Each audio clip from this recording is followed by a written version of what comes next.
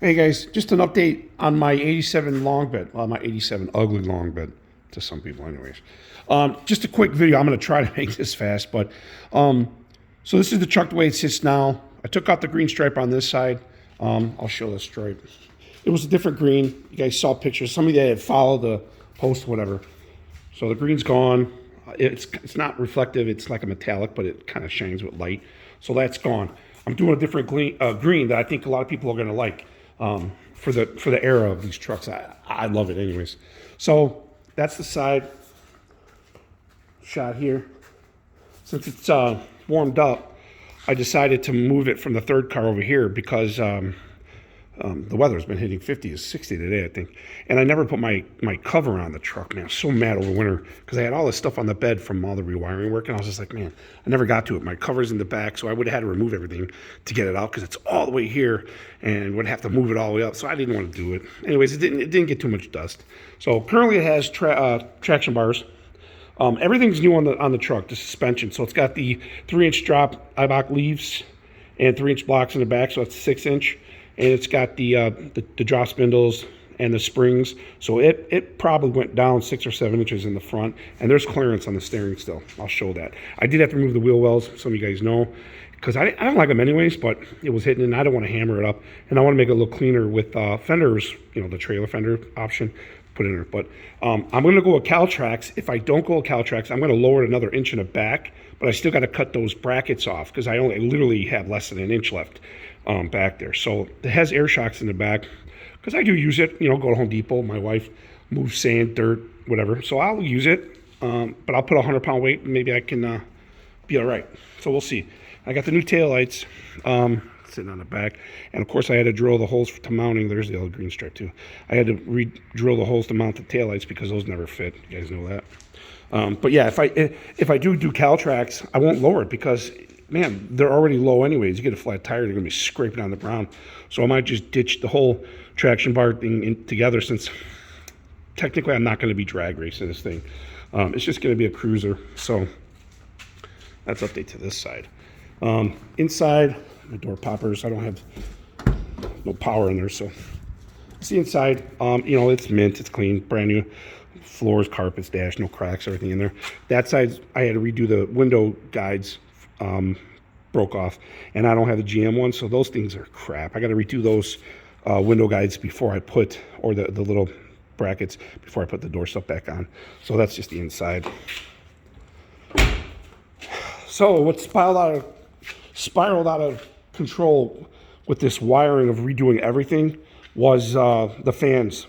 And originally they had one relay set up for both of those fans, which is way under what you need, I guess, you know. This is the original bracket that holds the relay, and it's melting, as you can see. And you know, don't always assume when you buy a truck that the wiring is done right with these guys, and no matter what they say. I mean, on here there's like 2 different gauge wires. So this was the power. This one was going to the power block, and this one was going to the fans. Starts off at like 16 gauge, goes up to like 10 gauge, and then back down. Or no, it goes up from like 16 to 14 to 10. It makes no sense. So that thing was melting every time, a hot day, and the fans were running. So I'm running a dual fan setup, which you see here, and I have access to it behind the grill, so I can pop them off if I have an issue with them.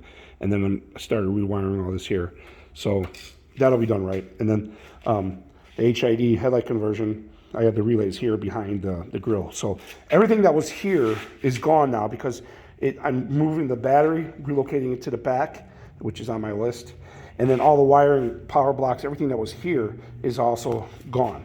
So I moved my MSD box from the fender when I removed the fender. So that's going to go there where the coil was. And then the coil is going to go there. So I'm running, you know, the standard MSD box and the blaster coil. That's what I'm running on it. So, and then my idea for the fender wells, I'm just going to do a typical trailer fender welding, or I might have some fabricated fenders. I like the idea of having the fenders because, not having the OEM fenders, because then I have more access to change plugs and just keep everything open here. I like that.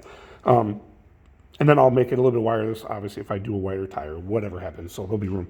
And then because the battery's gone, there'll be enough room to weld everything in. This side was done. I rewired everything that comes typically over the fenders to your front, like your horns or your headlight stuff, whatever. That's all gone. Rewired it into the fender. It's not completely cleaned up yet, but it's gone. I am going to cut the hood cable. I'm going to mount it down here. And the truck always sits in the garage, so I'm not worried about anybody being able to find that hood latch and opening up, because it's never outside. So I'll cut that, get rid of that. That way there's nothing here, and then when I put the fender in, it's going to look nice and clean. The wipers work, but I got rid of the tank. So I'm going to leave that intact because I just don't want to change the cowl. And I'm just going to keep the washer tank off. And I do have one more thing I got to mount on this side, my vacuum canister. And it's either going to go back here to help hide just anything in that corner, or I'm going to mount it vertically here, but then I have to run longer hoses, and I don't know if I want to do that. So that's just the update for the canister. I'm not doing an electric water pump anymore since I do daily drive it in the summer for shows and cruises and stuff like that. So it's going to stay there.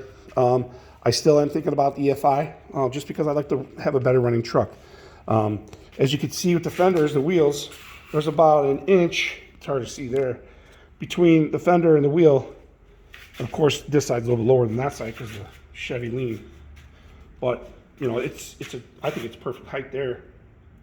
So that'll look good. If I need to add a spacer to this coil just to raise it up a little bit, I can. It's not a big deal. But it's all OEM control arms. So that's just my update now on my truck, on what I have to do. I don't think I left anything out. These are US Mags U117 wheels, 18 by 8 squared. Your 225s up front and 245s in the back. I am going to keep the chrome GMC grill on, and that's about it, I think. So that's my update on my 87 long bed. Hope you guys enjoy the video, hope the update. I mean, you know, it's boring probably, but that's where I am now. Now that the weather's breaking, I'm going to get a chance to get out here. I also do have this new sliding window that's been great. I love it. So I got rid of the old one sitting back there. So that's cool. But that's about it, guys. The green that I'm going to use on that stripe is going to look pretty nice. Pretty excited about getting it on, and we'll go from there. So thanks for watching, guys.